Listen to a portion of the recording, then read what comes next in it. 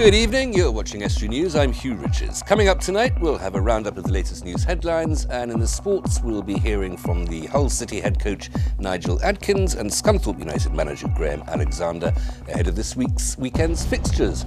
And I'll be reviewing the week's regional papers with my guest, Blair Jacobs, broadcaster and media consultant.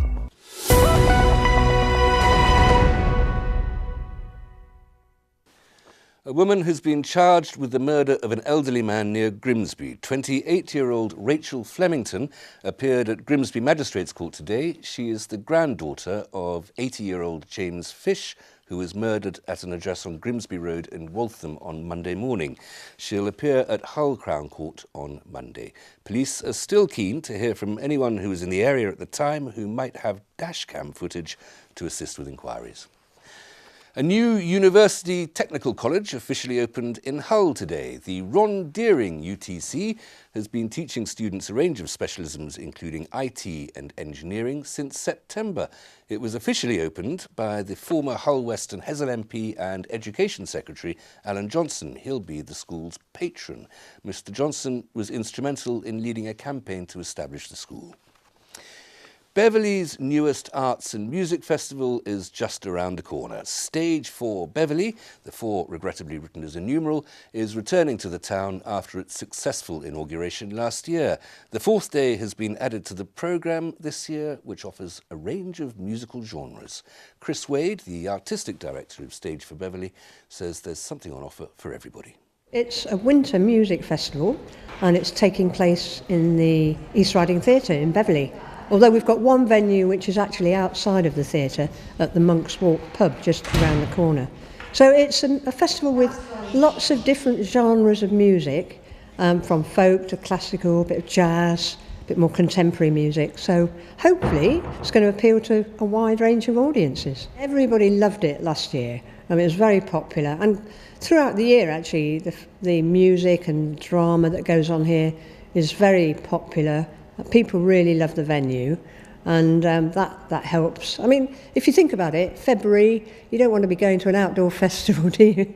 So it's nice and friendly and sort of warm and hospitable, so people do enjoy coming here. And there's, as I say, a variety of different things. Last year was just over the weekend, but we decided to extend it, so this year it starts on the Wednesday and finishes Sunday night now. So apart from the concerts, we have a late night club as well at the theatre. So once everybody's sort of finished going to all the heavyweight concerts, you can relax in here, in this particular cafe bar, to some really informal music with a drink, you know, just at the bar. And it's a good way of finishing off the day. And that festival runs from the 15th of February at East Riding Theatre. A crackdown on rogue parking companies has been discussed in Parliament today. The MP for East Yorkshire, Greg Knight, called for new legislation to regulate organisations finding driver data and issuing fines. The government says it supports the new bill.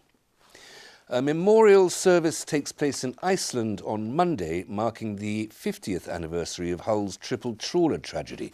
The service will commemorate the lives of 58 crewmen from 3 vessels who lost their lives in the first weeks of 1968. It'll take place aboard the Odin Coast Guard vessel in Reykjavik. Humberside Police Force is warning people to be vigilant following a spike in mobile phone thefts across Hull.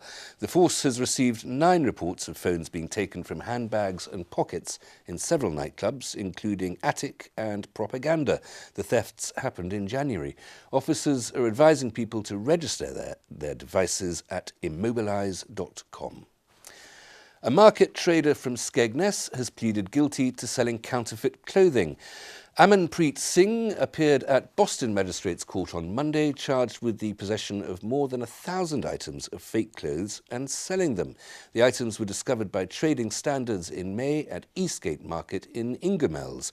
A test purchase was made by the officers and sent to trademark representatives who confirmed they were counterfeit. Mr. Singh was sentenced to a 36-month conditional discharge in order to pay nearly £1,500.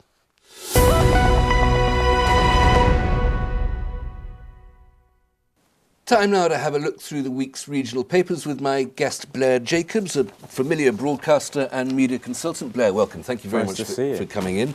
We're familiar with your broadcasting, of course. Really? Okay. Mainly Radio Humberside. That's right, yes. I came up for 3 months 21 years ago and never went back. Right, yeah, we've all got similar stories like that. Well, more to the point, I don't want to go back. I love this part of the world. You know, I didn't think I'd be up here for this long, but my family have made our home up here, and we love it. We love it. Wouldn't want to live anywhere else. And the media consulting, you've got your fingers in a few other pies. Yes, I do a lot of media training. Working with large and small numbers of clients, and also crisis media. So we help companies who want to form some form of emergency plan, so if something happens to them, how they deal with the media, how they get their stories across, how they keep their brand reputation as intact as possible. And occasionally you find yourself coming across super yachts. Occasionally we do, yes, occasionally we film one or two. But actually the exciting thing for me at the moment is that I'm part of the new Estuary TV series, Reality Bites. Exactly, now you're judging that. Yes. Food series, some mad fool decided to ring me up and say, would I mind going to spend a day every other week tasting food? So, you know, I mean, who am I to refuse? It's a tough decision to wonderful. make, I guess, isn't it? Yeah. And how's the quality of the food been? Super. Absolutely superb. I know that I'm taking care of the judging on the north side of the Humber, and I know Liz McTurner is taking care of it on the south side. So, yes, we've been to some great restaurants.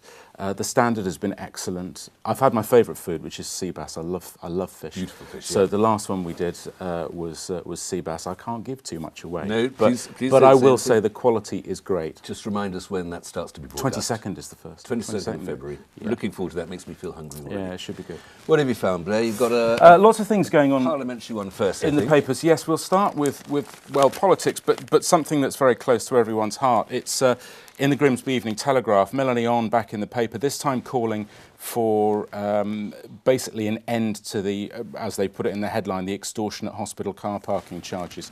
It's something that's close to so many people's hearts, and certainly as someone whose father-in-law is in hospital at the moment, and we go to see him, of course, every day. Hospital parking is really expensive, and you know this is something that the MP for Great Grimsby is championing, and that's wonderful.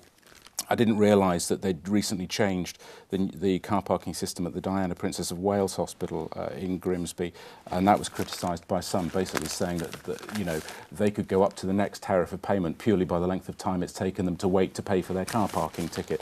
But you know it's a story that's seldom out of the press and back in today. Limited amount of money for the NHS. If it costs you a £5 or a tenner to be parked up at the hospital, and that £5 or tenner goes to help to pay for a surgical procedure that saves somebody's life, the NHS can't, you know, it's not endless, infinite money. Is that not worth it? No, I think, yes, I think if it does go back into the NHS, the question is whether it does go back into the NHS. You know, if these car parks are privately owned and run by, well, private companies, and the money goes to them, then that's something that maybe needs to be looked at. And I suspect that's probably the arguments that the MPs are making. Something addressed in the debate in the House of Commons today. Yeah, one would hope so, absolutely. But yes, I mean, you know, any money that goes back into the NHS, it might cost us an extra couple of quid, but you know, it's got to be worth it. We've got to look after people who need help. What have we got next?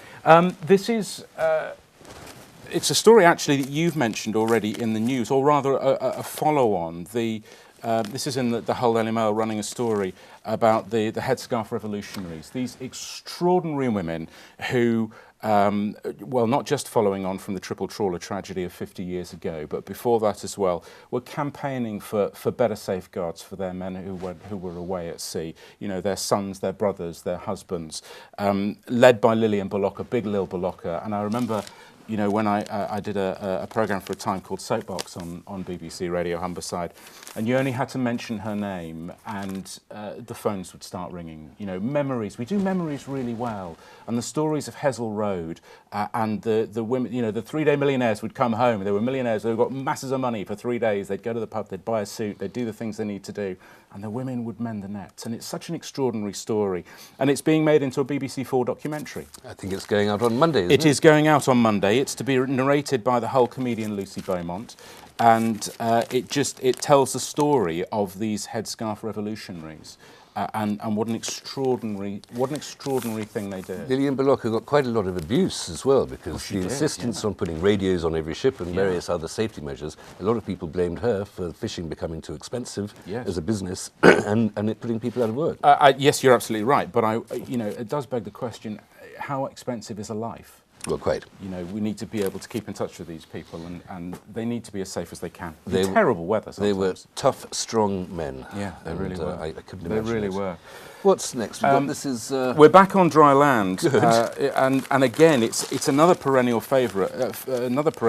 This in today's Hull Daily Mail. Traders get creative in war against dog waste. Fed up shopkeepers plan dog poo poster campaign.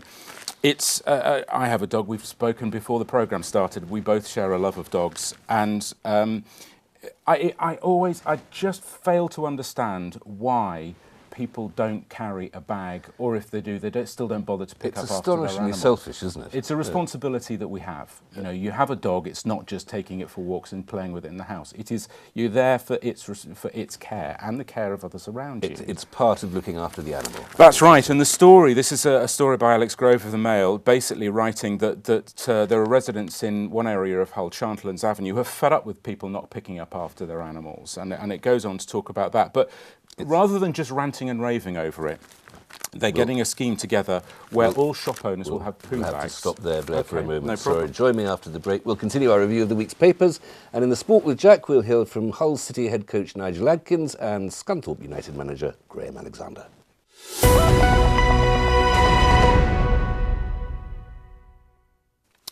Welcome back. You're watching Estuary News. Still to come tonight, we'll have the thoughts of Nigel Adkins and Graham Alexander ahead of tomorrow's games. And still with me in the studio, Blair Jacobs, as we're having a look through the newspapers. We are. Found a police story here. Yes, this is covered by more than a couple of papers in Lincolnshire. This one from the Skegness Standard, and it's 25 pence a week, the cost of £2 million worth of police boost. It's a story that the Police and Crime Commissioner in Lincolnshire, Mark Jones, is releasing his proposed budget for this year, and basically what he's asking people to do, what he's asking ratepayers to do, is to pay an extra 25 pence a week to help boost the policing in the region. The police precept part of council tax. That's exactly what it's doing. The total budget, it says, of 118 million includes nearly £1 million for victim services and £1 million in crime reduction projects.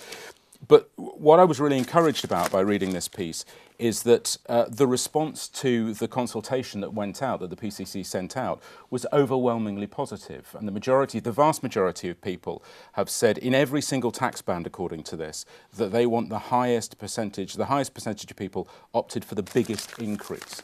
25 pence a week, £1 a month, 12 quid a year to feel a bit safer as we walk down the streets. Yes, but there's the element there, going back to the story about parking at NHS hospitals, that if why are people willing to pay a little bit more for a police force, and yet they're reluctant to pay a little bit more for the NHS, or for access to the NHS? I think if people know exactly where the money is going, then they might have a greater grasp on the situation. Now, that's not to say people are confused, but it needs to be made clear to them. If the Police and Crime Commissioner here is saying, you pay an extra 12 quid a year and that whole £12 goes to the police, then people can make a much more informed choice than paying a fiver to park their car and wondering whether it goes to the management company, to the landowner or to the NHS.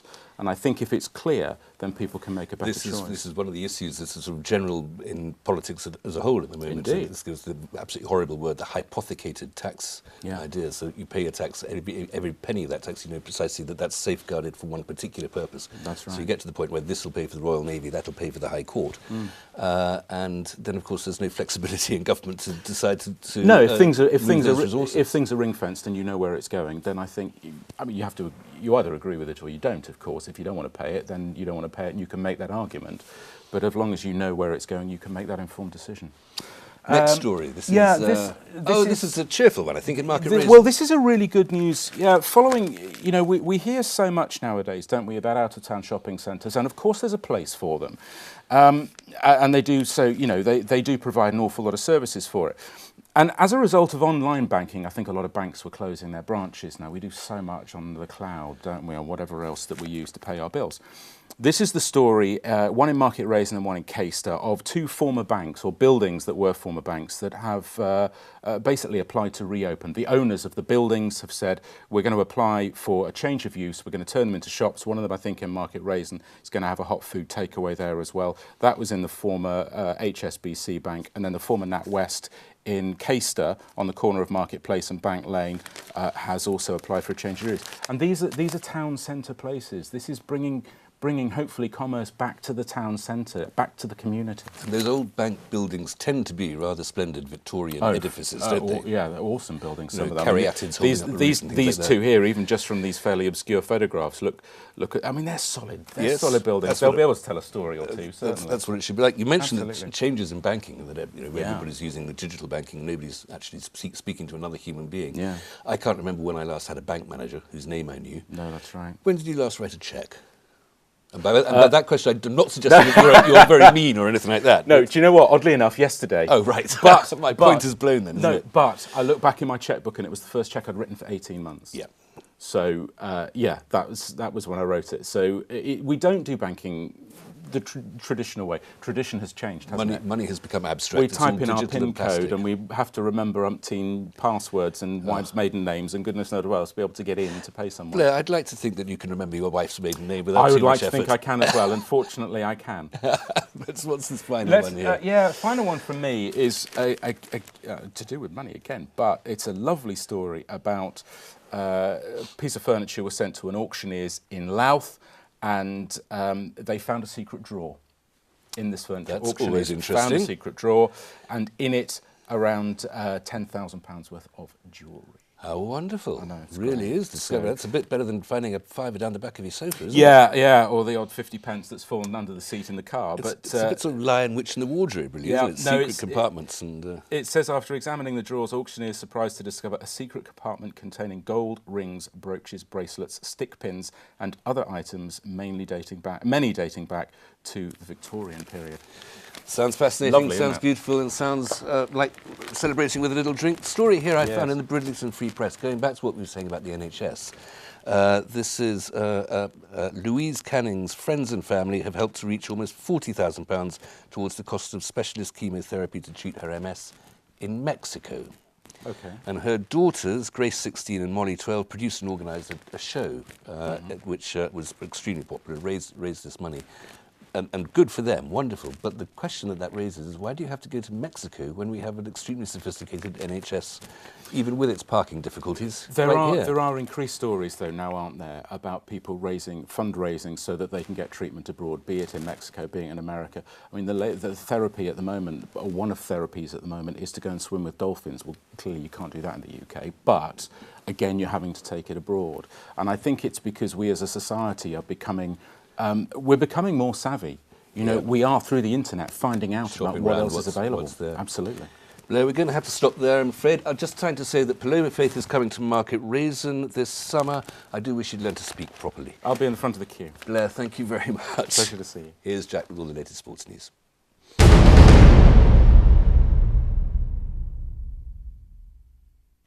We'll start with football, and Hull City are back in Championship action again tomorrow. The Tigers travel to Deepdale to take on a Preston North End side in a crucial game for Nigel Adkins' men. City are in a precarious position in the table. They're only outside the relegation zone on goal difference to Bolton Wanderers, who themselves have a game in hand. Head coach Nigel Adkins said his side have what it takes to get out of their current situation. We're fighting, and it's easy to be negative about that, and again, when things are going against you, it's easy to pick all the little pieces and have a go. The lads, they're having a right pop for each other, and you've seen that again today. So let's make sure we get like that. The lads are having a right good go, so everyone's got to stick together on this. In League One, Scunthorpe United are back on their travels tomorrow when they head to Lancashire to face Fleetwood Town. The Iron will be looking to bounce back from their last gasp 3-2 defeat to Southend at Roots Hall last weekend. Lining up against United will be former striker Paddy Madden, who joined Fleetwood in the January transfer window. The 27-year-old Irishman scored 52 goals in 167 league appearances during a 5-year spell at Glanford Park. Right-back Manik Vermeil could be available for selection following his loan move from Preston North End on transfer deadline day. Ahead of the game, manager Graham Alexander said his side are fully focused on the game tomorrow. You know, I know of their qualities without a doubt. It's the same as any club. I don't focus on them until the week we're playing them, you know, because I want to concentrate on my team and the direct opponents. So we've done that this week, and we've done our usual work. Nothing changes, and we know of the players that they have within their ranks, that they've got good players, and but we also know where we think we can do well as well, and that's the most important thing for me. I say it regularly, but you know, our performance is the most important thing on Saturday, because I think if we perform to levels we can, then we give ourselves the best chance of winning the game. On to League Two now, and Grimsby Town play host to fellow strugglers Cheltenham Town tomorrow. Both the Mariners and the Robins have 35 points, with 8 wins and 8 draws from their league matches so far, although Grimsby have lost one more game than their rivals. Town haven't won any of their last 10 league games, a run stretching back to early December. Their last win came in the 1-0 victory at home to Forest Green Rovers on the 9th of December. It's a run of form that's seen Grimsby lose touch with those teams in the playoff places and nearer to the relegation spots. Deadline day signing Simeon Jackson is set to be included in the matchday squad alongside fellow new boy Isa Suleiman. Jackson joined from League One side Walsall, while Suleiman signed from Aston Villa. Both players will stay on loan at Blundell Park until the end of the season. All 3 of the games involving Hull City, Scunthorpe United and Grimsby Town kick off at 3 o'clock tomorrow, and as usual I'll bring all the details on Monday Sport. In Rugby League, Hull FC won their first game of the new Super League season. The Black and Whites beat Huddersfield Giants 38-12 at the KCOM Stadium last night. Huddersfield had led 12-10 at half-time, but FC produced a second-half masterclass to take the victory. Vituli Talanoa scored a hat-trick of tries in just under 18 minutes as they overpowered their opponents in the second half. Albert Kelly, Jake Connor and Jamie Shaw scored the other tries for Hull. Tonight their close rivals Hull Kingston Rovers play. They host Wakefield Trinity at KCOM Craven Park with a kick-off time of 8 o'clock. That's all for this week's sport. Back to Hugh in the studio.